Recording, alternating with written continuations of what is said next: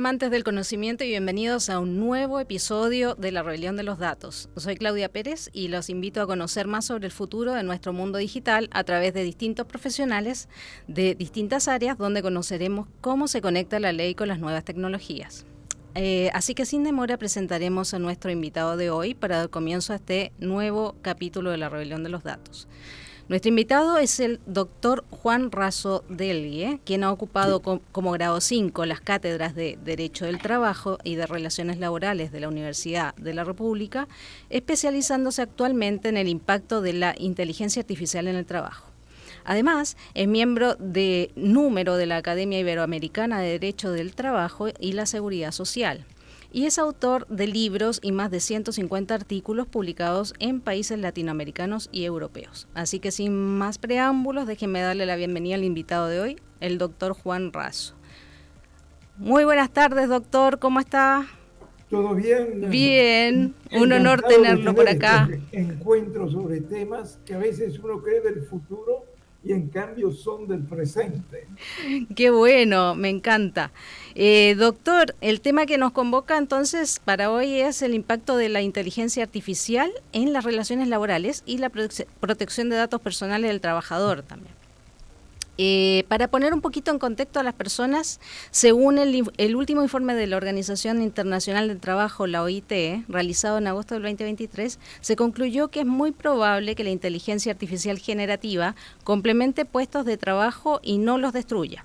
Es decir, que se automatizarán algunas tareas en lugar de reemplazar roles completamente. Sin embargo, ese mismo informe indica que los efectos potenciales de la inteligencia artificial generativa serían distintos entre hombres y mujeres, ya que más del doble del empleo femenino podría verse afectado por la automatización, y esto se debe a que los trabajos administrativos han sido importantes fuentes del empleo femenino.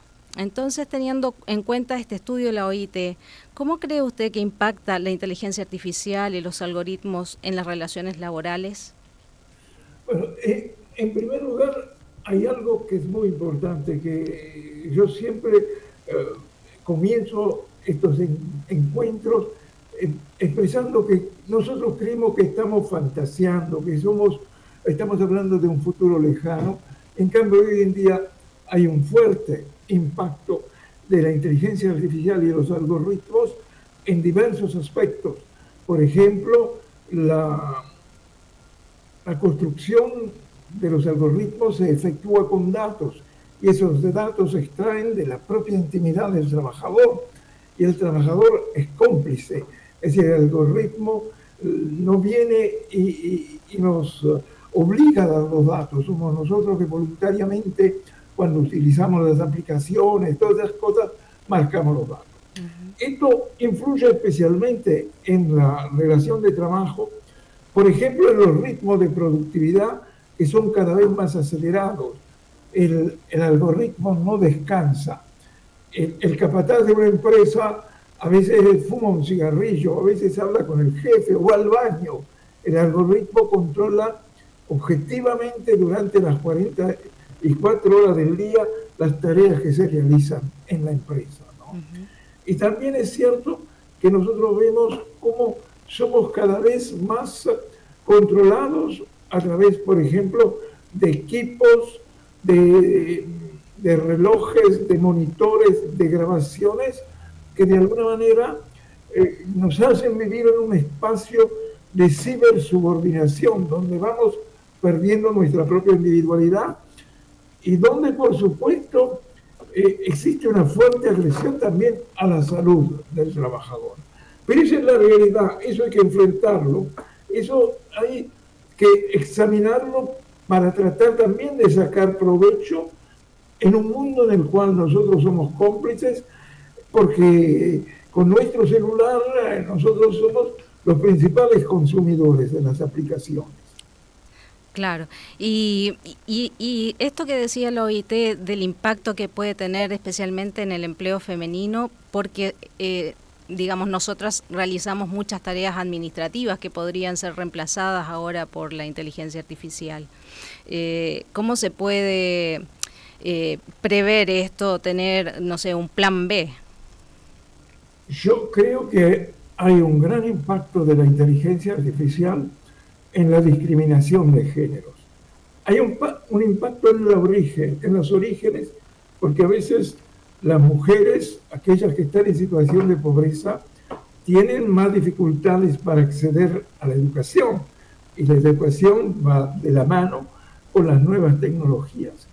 Pero también es cierto que todo el proceso de los algoritmos, de la acumulación de datos, de la inteligencia artificial, se va construyendo sobre la base de perfiles, donde de alguna manera se perpetúan los estereotipos de género. Hago un ejemplo. Recientemente la UNESCO expresaba con mucha preocupación que las tendencias de lenguaje de los grandes modelos de inteligencia artificial incluyen perjuicios de género. Por ejemplo, en este informe de la UNESCO revela que las mujeres son representadas hasta 4 veces más que los varones cuando son asociadas con términos como hogar, familia e hijos. Es decir, la inteligencia artificial los acerca. Mientras en la construcción algorítmica los nombres masculinos aparecen más vinculados a negocios, ejecutivo, salario, carrera. Entonces nosotros ahí vemos una fuerte discriminación. Una discriminación que puede ser visible, voluntaria, porque se considera que para determinado puesto es mejor un hombre que una mujer. Pero también puede ser sutil, porque uno de los problemas más graves hoy en día de la inteligencia artificial, que para las personas comunes, para los trabajadores, es difícil tener acceso a cómo se construyó el algoritmo. Claro. Es decir, eso lo ve el programador, es algo oculto, tú no sabes cómo se construyó ese algoritmo. Es muy cierto, aparece en los diarios o en los medios de comunicación, en las redes, que se precisan trabajadores para tal actividad y se requiere, bueno, que sea mayor de edad, que tenga determinada preparación, que tenga educación terciaria. Pero eso es lo que nosotros vemos. Lo que nosotros no sabemos si ese algoritmo está incluyendo preferencias discriminatorias por raza, por sexo, hasta por belleza o por edad. O sea que ahí tenía una pregunta para usted, porque las empresas, las grandes, medianas, incluso algunas pymes, tienen departamento de recursos humanos, y ellos seleccionan la contratación del personal, la evaluación, el desempeño, la definición de tareas, turnos. Entonces, la inteligencia artificial, a través de los algoritmos, en la gestión de estos departamentos, puede tomar ciertas decisiones, como decía usted, por ejemplo, que se perfile más a un varón con cargos directivos que a una mujer. Pero te hago el ejemplo. Por ejemplo, el Estado solicita, un banco del Estado, una gran entidad del Estado, precisa 10 auxiliares administrativos, ¿no? Y hoy en día en nuestros países latinoamericanos, para ese cargo de 10 empleados administrativos con unas remuneraciones y condiciones de trabajo correctas, se presentan quizás 1000 personas. Pero la primera selección no la hace el ser humano, la hace el algoritmo, la inteligencia artificial. La inteligencia artificial, porque es imposible entrevistar 1000 personas. Entonces, la inteligencia artificial, con criterios que alguien le indujo a aplicarla, descarta 950 personas. Y a la entrevista van los 50 que la inteligencia artificial. Claro. ¿Cómo nos eligió? Yo he hablado con organizaciones sindicales y le digo, pero ustedes tienen conocimiento de cómo opera el algoritmo en la selección de personal. Y me contestan lo que dice el llamado. Sí, tiene que ser con educación terciaria, tiene que ser hombre o mujer con 40 años. Pero ¿qué se esconde detrás? No lo saben. Entonces, tomando en cuenta lo que decía la OIT, también decía algo interesante, que ese informe abogaba por una necesidad de políticas públicas que apoyen la transición ordenada, justa y consultiva, pero poniendo en juego la voz de los trabajadores. y la capacitación y la protección social adecuada, porque esto va más allá de una simple tecnología, es un cambio de paradigma. Este es un cambio de paradigma, es un cambio de mentalidad. Yo hablaba hace 2 o 3 días con un trabajador que actúa en organizaciones sociales que yo aprecio mucho, y él me había dicho que había estado en un encuentro en Barcelona, y en este encuentro se exhibía un robot que tenía, se le habían confiado actividades de cuidados, es decir, son robots que se van a poner en clínicas, en hogares de ancianos, para sustituir mano de obra. No toda, pero parte de la mano de obra. Y a mí lo que más me sorprendió era el costo del robot, 650 euros. Es decir, el robot cuesta lo que cuesta el salario mínimo de un enfermero, no cuesta nada. Entonces, eso tiene que obligarnos a cambiar la cabeza. No podemos seguir imaginando el conflicto social con los criterios del industrialismo del siglo XX, de Ford, de Taylor, ¿no? Totalmente. El otro día vi un video también de un robot que parecen cosas tan simples. Era como, ¿se acuerda la película de Chaplin, Tiempos Modernos? Sí. Cuando había uno que le daba la comida. Bueno, hay uno ahora que le da la comida en los hogares de ancianos a las personas, o ayuda a los discapacitados, personas enfermas en los hospitales. Parecen cosas simples, pero ya hay un reemplazo de una función que la hacía una persona. Pero yo creo que tiene mucha actualidad volver a ver tiempos modernos, pero asociándolo con el momento actual. En tiempos modernos, por ejemplo, el empleador, el dueño de la fábrica, tiene un televisor. Ya en esa época Chaplin había concebido que se miraba a través de una pantalla. Claro, controlaba todo. Y nosotros hoy, como Charlie Chaplin en tiempos modernos, vamos dando vueltas así, pero no en engranajes físicos, en engranajes digitales. Totalmente. Y eso es una gran realidad.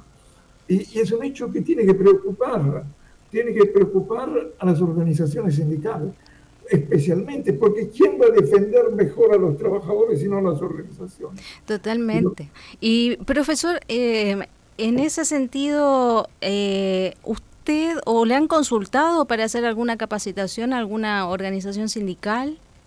Miren, eso es algo curioso. En Uruguay, más o menos, soy reconocido por estudiar estos temas de la inteligencia artificial y del trabajo. Entonces, cada tanto me llama alguna organización diciendo, tenemos que concretar. Pero al día de hoy, como tú bien decís, no he tenido ningún encuentro, ni conozco que se hayan desarrollado con otros técnicos encuentros. Por ejemplo, un tema que para mí es importante es que las organizaciones en el futuro o en el presente ya tienen quizás que contratar menos abogados, menos economistas y más ingenieros, porque se trata de entender los procesos que se esconden detrás de la inteligencia artificial. Y eso lo tiene que... Yo puedo hablarte bastante del impacto de la inteligencia artificial sobre el trabajo, pero no me debes a leer una base de datos porque sería absolutamente ignorante. Es decir, se precisan técnicos. Cuando nosotros reclamamos desde la academia que es necesario que los trabajadores tengan un derecho de información sobre el algoritmo, sobre lo que esconde el algoritmo, eso que se llama el derecho de la transparencia del algoritmo. Es importante también que dispongamos de personas que sepan leer lo que se esconde detrás del algoritmo, porque mañana la empresa me entrega a mí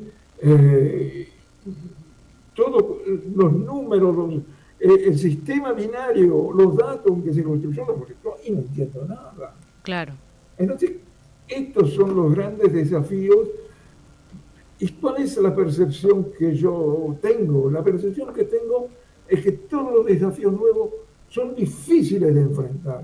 Es más fácil mirar hacia atrás Es más fácil hablar de si la jornada es de 7 horas, si es de 8 horas laborales. Es más fácil hablar de la jubilación, si tiene que ser más o menos. Esas son cuestiones que nos permiten manejar criterios tradicionales y no nos incomoda.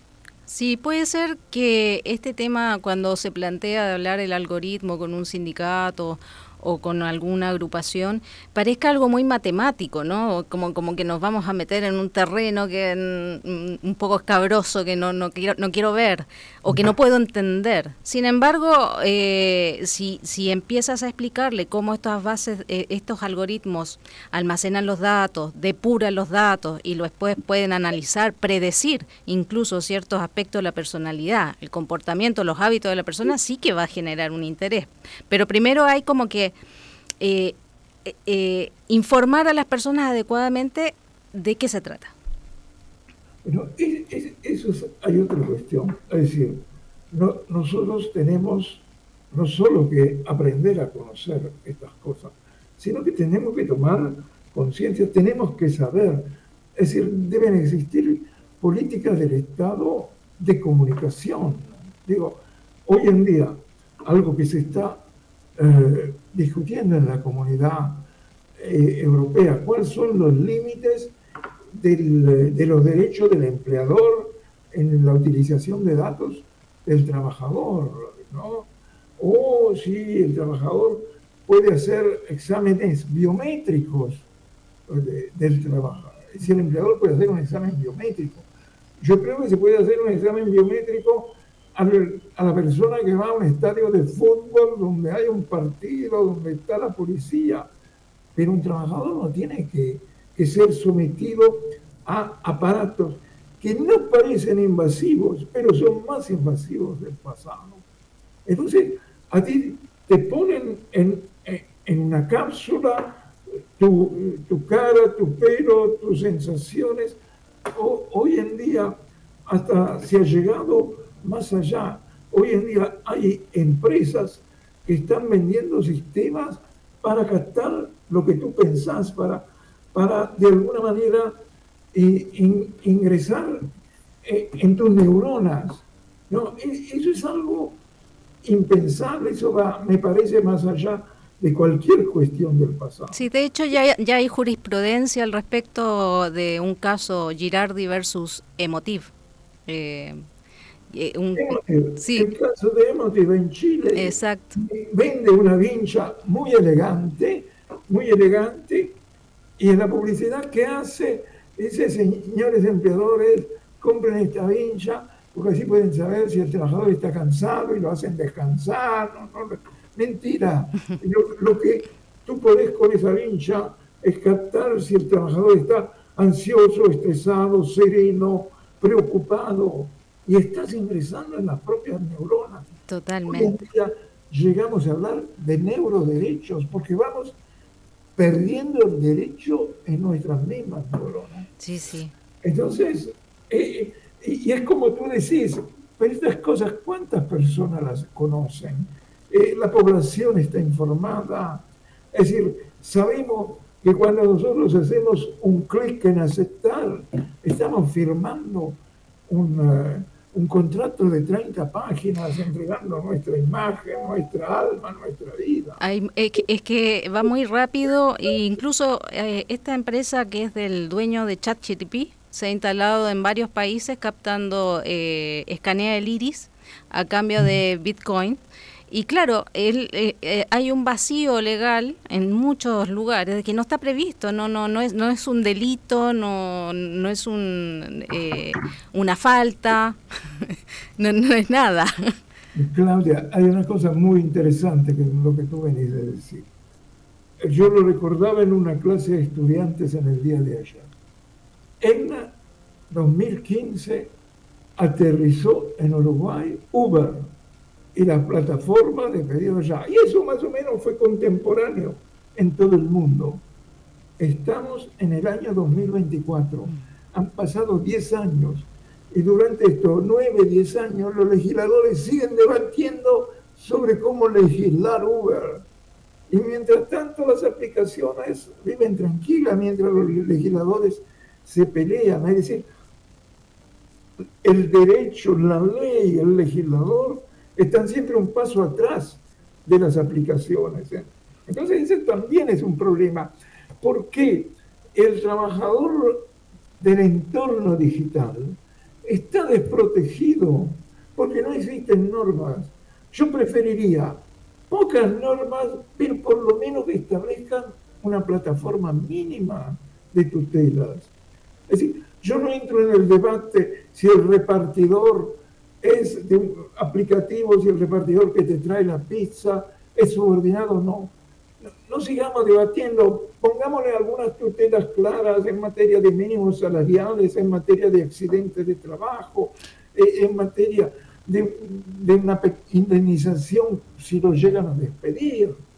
O sea que usted me dice que no hay regulación existente para las plataformas como pedido ya actualmente.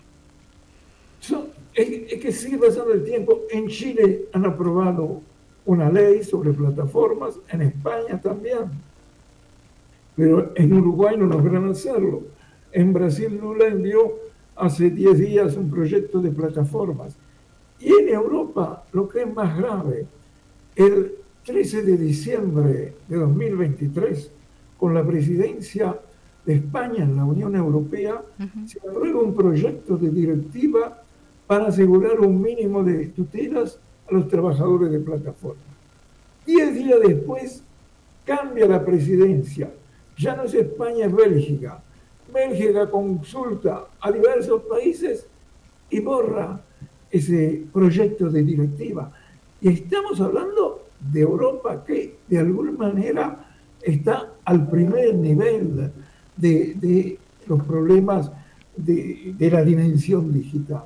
Es decir, claro, porque el marco regulatorio europeo es como al que queremos aspirar todos los demás países.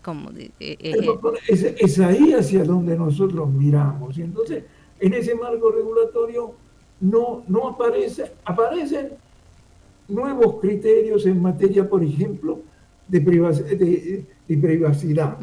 Hay nuevas normas sobre tutelas de la privacidad del trabajador. Pero cuando ya llegamos a hechos más, de alguna manera, importantes, como casos concretos del trabajo de las aplicaciones, ahí se pierden y siguen en la discusión, mientras las multinacionales sonríen y siguen trabajando. Hay como un sentido más de privilegiar la economía, me dice. Es que vivimos países donde vivimos una realidad mundial donde la economía está en el primer lugar. Totalmente. El otro día leía también a una persona que hablaba sobre los anteojos estos de Vision Pro, los de Apple, y decía que se han regulado un montón de aspectos, incluso se está regulando la inteligencia artificial, el chat GTP, todo regulado, pero estos anteojos como que no existe ninguna regulación, a todos les parece fantástico y ojalá se vendan muchos. Entonces como que hay una dicotomía ahí. Hay una profunda dicotomía y aparece una nueva categoría de trabajadores que son los nómadas digitales. Antes nosotros teníamos los trabajadores de aplicaciones. Ahora una vuelta de tuerca más, un paso más, aparecen los nómadas digitales. ¿Quiénes son los nómadas digitales? Sos tú, soy yo, son otros que con su computadora ven si pueden realizar tareas, actividades en otros países, ¿no?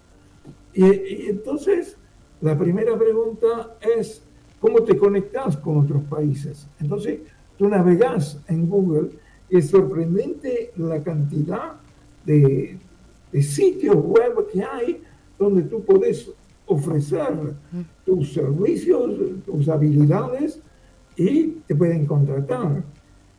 Pero no te dicen qué legislación cubre esas situaciones.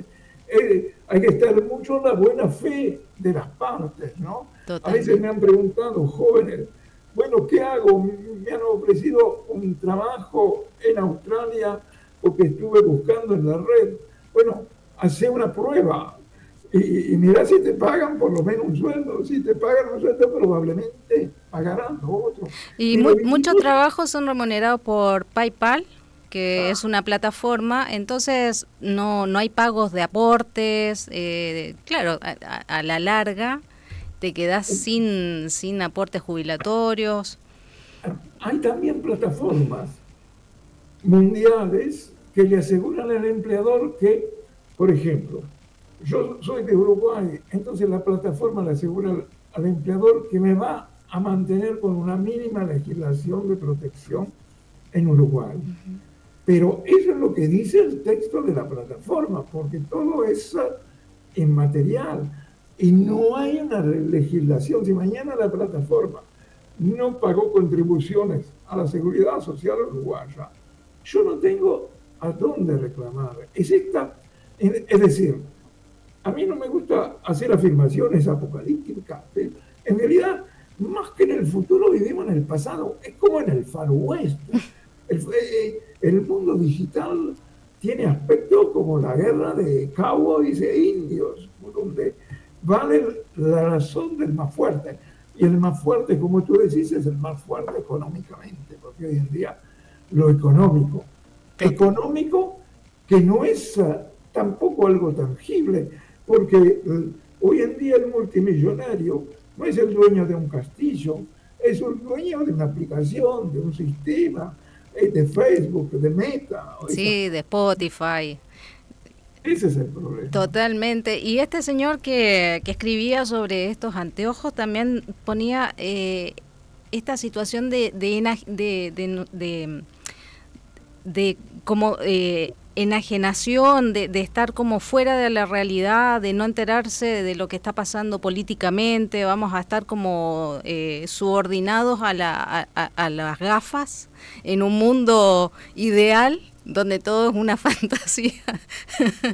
Ese es un tema bien importante. Sí, decía que Porque parecía, es fantástico porque te ofrece todos los sueños, todo lo que te gustaría en el lugar que tú quieres estar, pero sin embargo no estás consciente de la realidad. nosotros vamos perdiendo cada vez más contacto con la realidad por diversos motivos. Primero, porque nos es cómodo estar en la pantalla. En la pantalla, en el teclado, somos de alguna manera, creemos ser dueños de nosotros mismos. Entonces, nosotros y los jóvenes más se abstraen de los temas de la realidad, principalmente el tema político. Yo iba a una cafetería de la universidad en los años 70, 80, y había grandes debates políticos. Generalmente en esos debates predominaban las tendencias de izquierda y las peleas. Hoy en día, en los carteles en las facultades invitan al baile de la solidaridad, a la fiesta, no se habla nada. Y otro problema para agregar a lo que decía esa lectura que tú hiciste, es que el mundo contemporáneo, el mundo digital, el mundo del celular, nos ha robado lo que yo llamo el pensamiento continuo. Yo antes me sentaba en una mesa, tenía que preparar una clase, una exposición, una reunión contigo, si hubiera sido hace 30 años, y escribía, a veces en la computadora, pero muchas veces a máquina, y pedía que no me molestaran, porque si me interrumpían de vuelta tenía que... Hoy en día eso es imposible. Hoy en día te escribís y tenés el teléfono prendido para ver si te entra en WhatsApp. Entonces, cada 4 o 5 minutos tu pensamiento se interrumpe. Claro, y el rol del docente también ha cambiado, porque hoy, por ejemplo, tienen que dar la clase virtual y en el aula. Entonces, muchas veces el docente le cuesta mucho estar atento a lo que se habla en el chat y estar atento a los que están presenciales. Es bien complicada la labor hoy en día. Claudia, voy a decir algo antipático. Yo he sabido dar clases docentes presenciales en forma muy comunicativa con los estudiantes. También he sido uno de los primeros en dar clases por Zoom en el COVID, y hasta una universidad me dio una distinción porque logré construir empatía a la distancia como la estoy construyendo contigo. Me obligan a una clase híbrida, es terrible, porque ya me pierdo, no sé a quién estoy hablando, me distraigo. Si alguien me pide algo de la pantalla, a veces no lo entiendo bien. Es un suplicio para mí, imagínate, para los estudiantes. Claro. Entonces, sí. Y creo que vamos hacia ese modelo de vida híbrida, ese modelo que vamos a hacer un poco de aquí, un poco esto, un poco online, un poco presencial, y así va a ser la familia, el amor, la construcción de las amistades, porque en definitiva hace parte de nuestra cultura. Totalmente. Sí, bueno, es el mundo que estamos viviendo, como decías, ya no hablamos de un futuro, hablamos de hoy. Así es, así es. Y otra cosa que le iba a comentar, el otro día entrevisté al diputado Rodrigo Goñi y me habló de están trabajando la Comisión del Futuro en el Parlamento y viendo muchas leyes, y ahí como que me acordé de lo que me hablaba usted de la falta de comunicación, de la llegada de esta información a la comunidad, a la gente, a los trabajadores, porque él me decía que la idea de esta comisión era esa. Entonces quizá falta articular un poco más el diálogo entre la ciudadanía y la política, por decir. Eso es absolutamente imprescindible, la construcción de ese diálogo.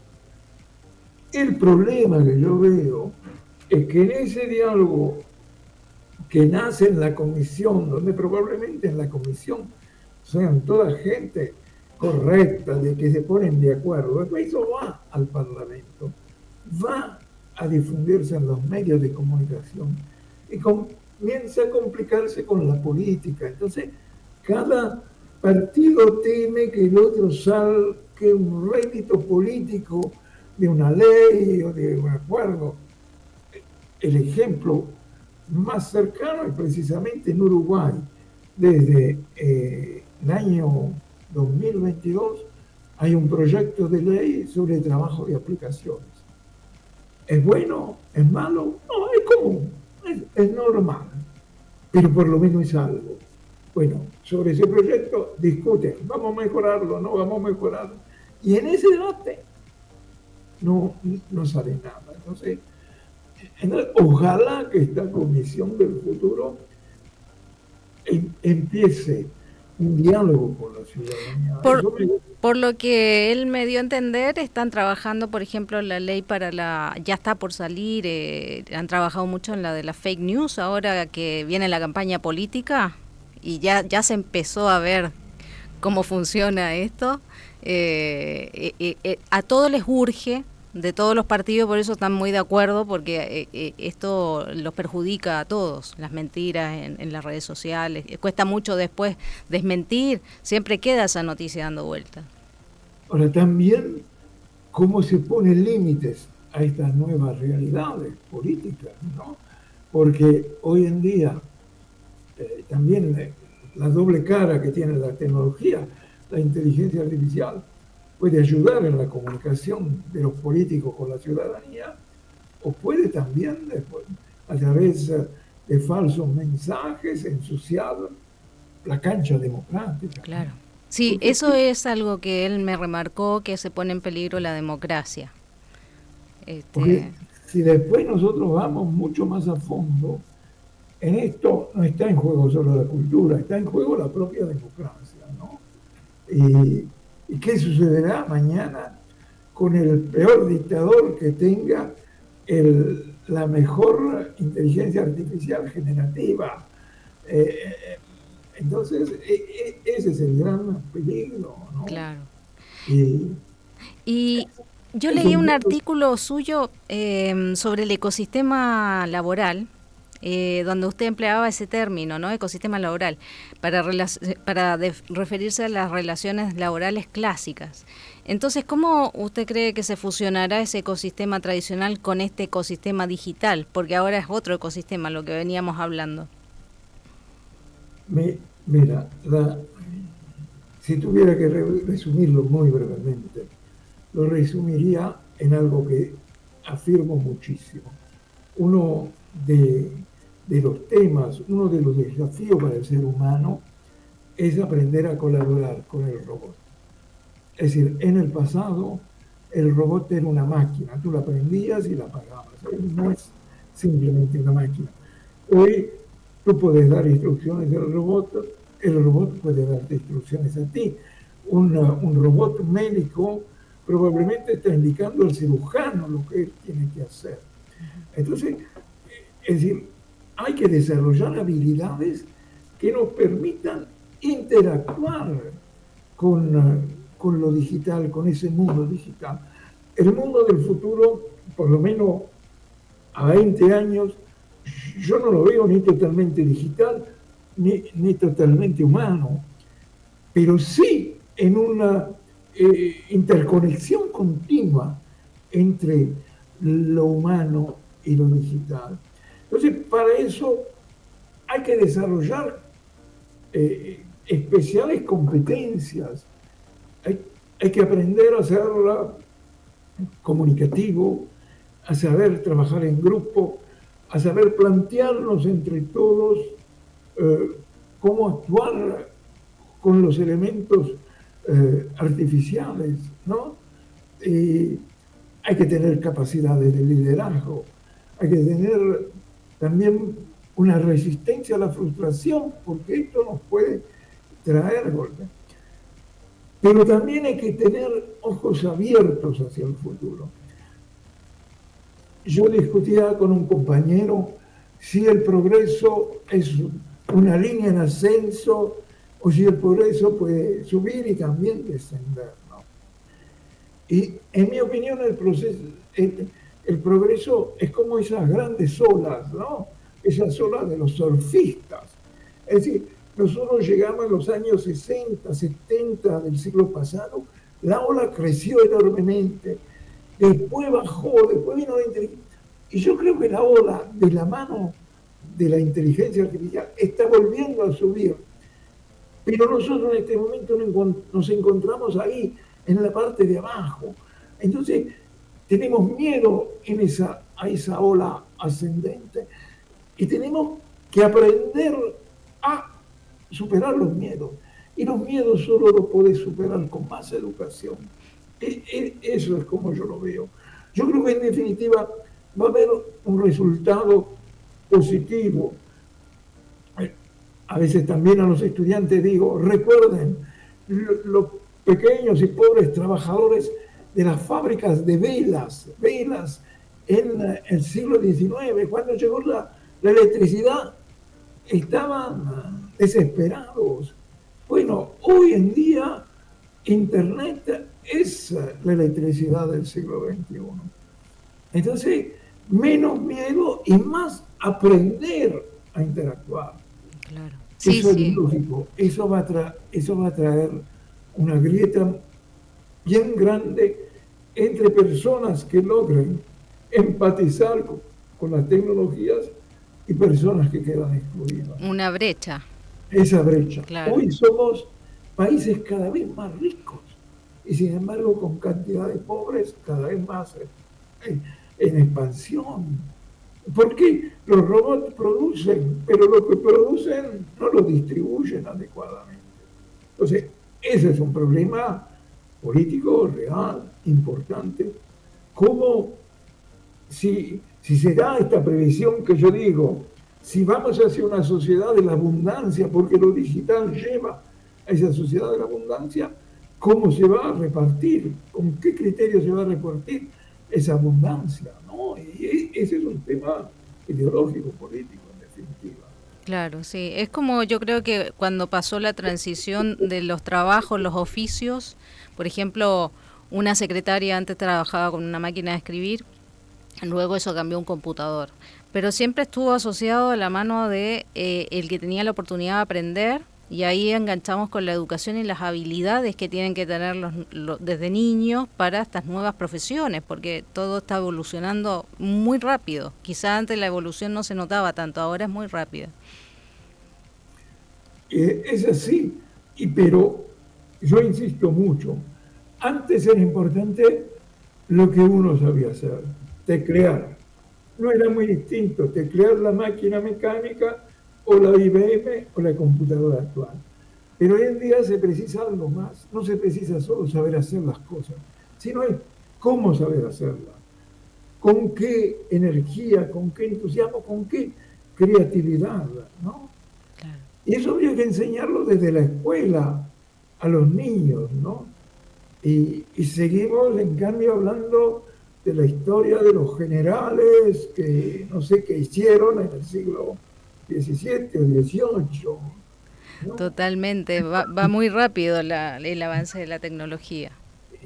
Y la historia de nuestros países y las calles de nuestros países, todas llevan nombre de generales. Parecemos que solo hemos producido generales. Sí, y teniendo en cuenta que Uruguay, el hub tecnológico, es muy fuerte también.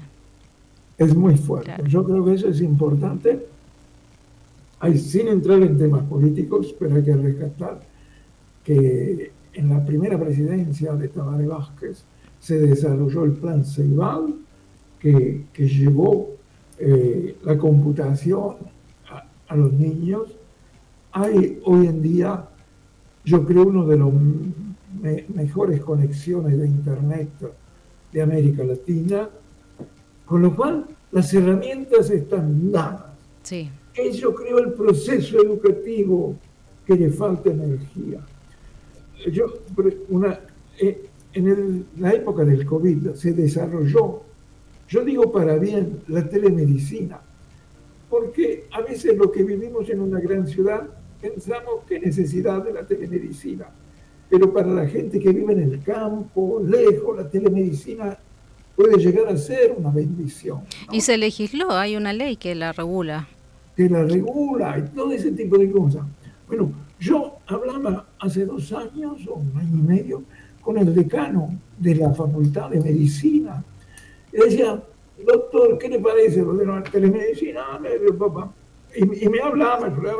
Y ¿hay algún curso en la Facultad de Medicina sobre telemedicina? Y decía, no, eso no es nuestro, nosotros enseñamos medicina, lo de tele es una cosa que se la aprenderá la persona. Es decir, que seguimos mirando el futuro, pero con una construcción educativa muy antigua. Entonces, o sos matemático, o sos ingeniero, o estás fuera del mundo. Y ese es un problema. Lo mismo pasa en derecho, los escribanos, que hoy en día, por ejemplo, se enfrentan a elementos tecnológicos que tienen que conocer.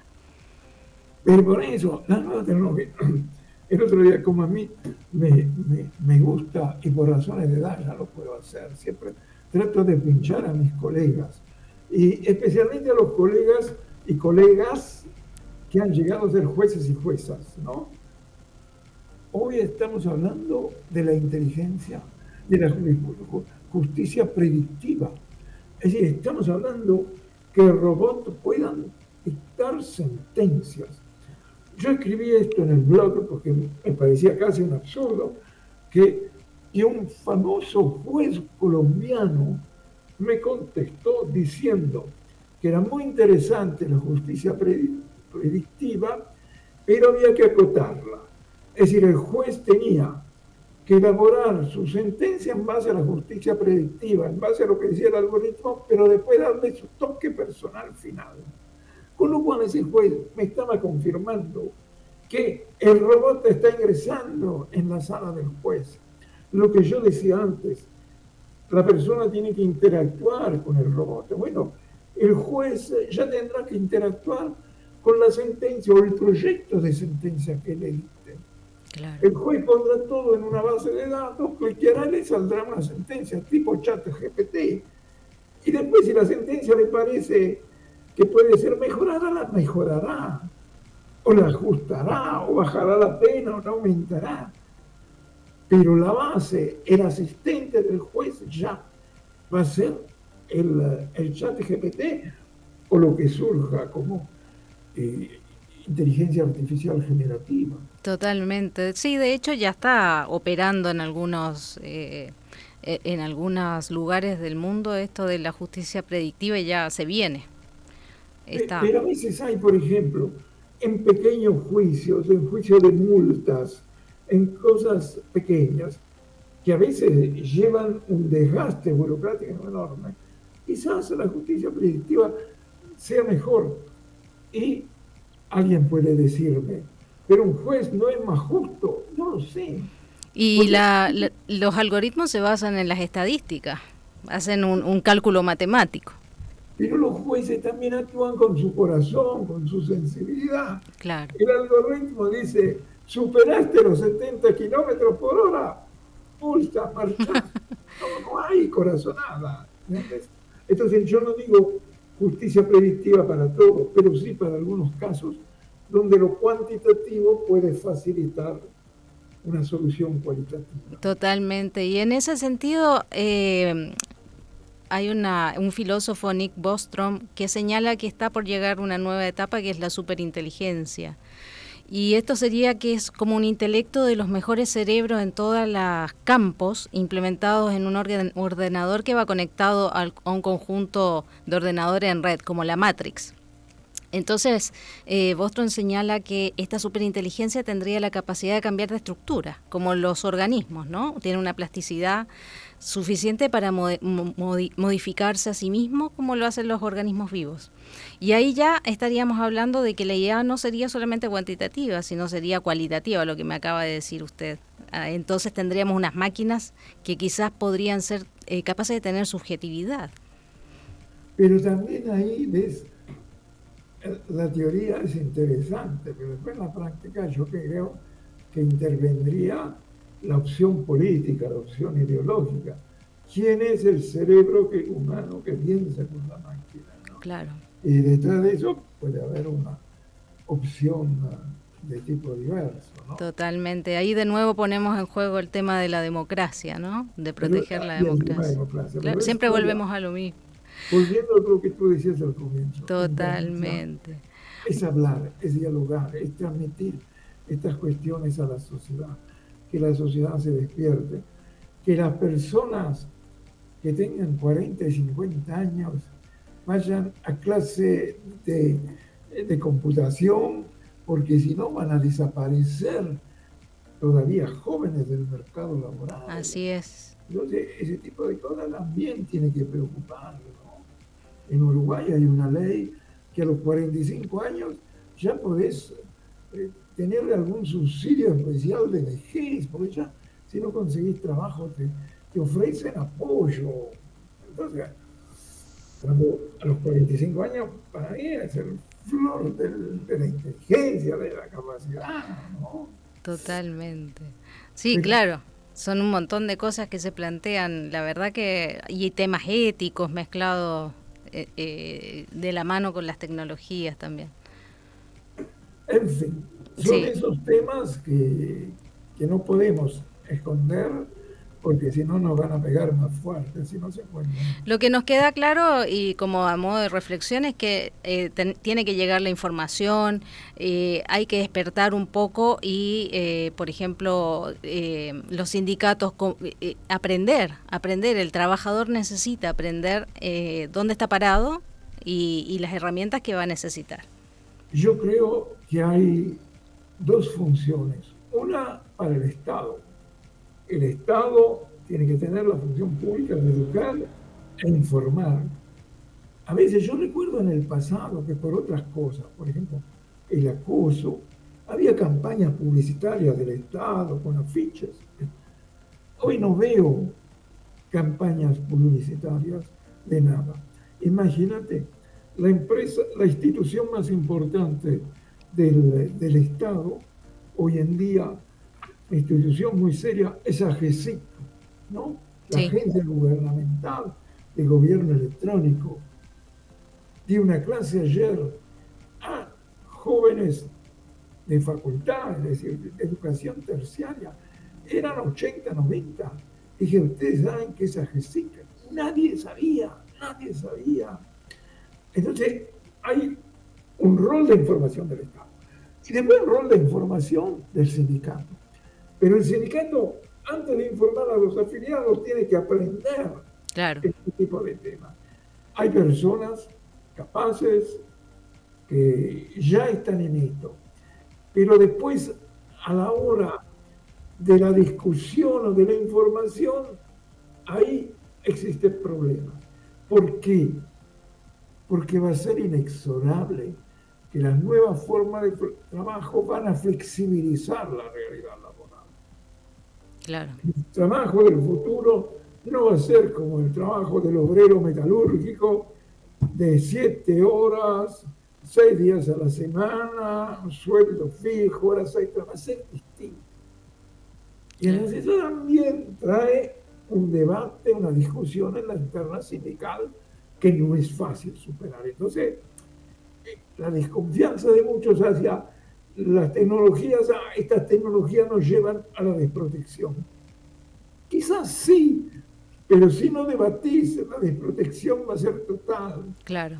El repartidor hoy de pizza no tiene ninguna protección, por más que tú estés debatiendo y discutiendo sobre la necesidad que tenga una protección, pero no la tiene. Totalmente. Bueno, doctor, se nos está yendo el tiempo, así que le agradezco que haya podido participar y todas las enseñanzas que nos deja. Y nos quedan un montón de reflexiones y cosas para pensar en este nuevo mundo del trabajo, ecosistema digital. Yo, para cerrar este encuentro de diálogo, quiero solo señalar una cuestión.